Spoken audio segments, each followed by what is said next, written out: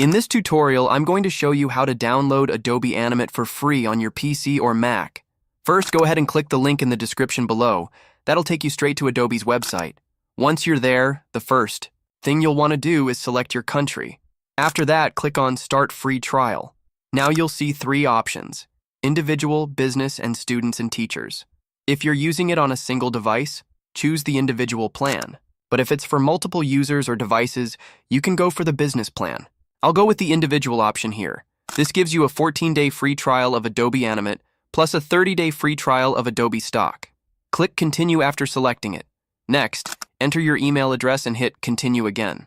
Fill in your details, including your card information, but don't worry, you won't be charged until the free trial ends.